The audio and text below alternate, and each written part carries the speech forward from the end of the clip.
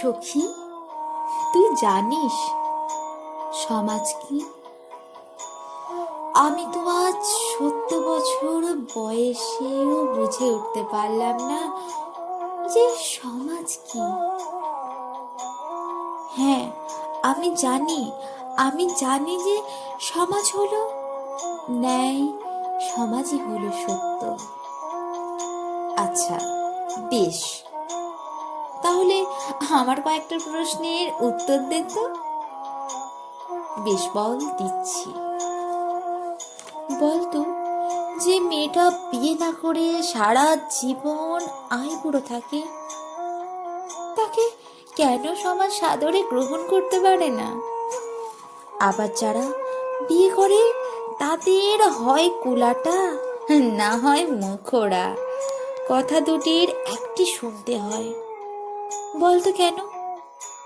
বেশ, বলতো, যে মেয়ে জন্ম নেবার পর তার বাবার চাকরি প্রাপ্তি হলে সমাজ তাকে বলে সুলক্ষণা।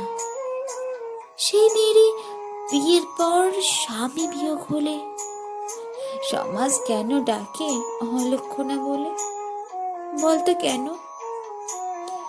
যে মেয়েটা একটি ছেলেকে ভালোবেসে অন্য ছেলেকে বিয়ে করে, সমাজ মেয়েটির এই কাজকেই বলে অন্যায়।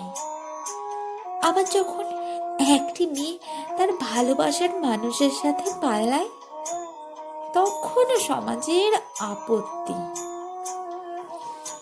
যখন কোনো মেয়ে সন্তান ধারণে অক্ষম হয়, তখন সমাজ তাকে বাঁচা উপাধিতে ভূষিত করে। বল না কেন? কেন সমাজ সব বিষয়ে মন্তব্য করে? আসলে কি জানিস, সমাজ জানেই না সে কি চায়।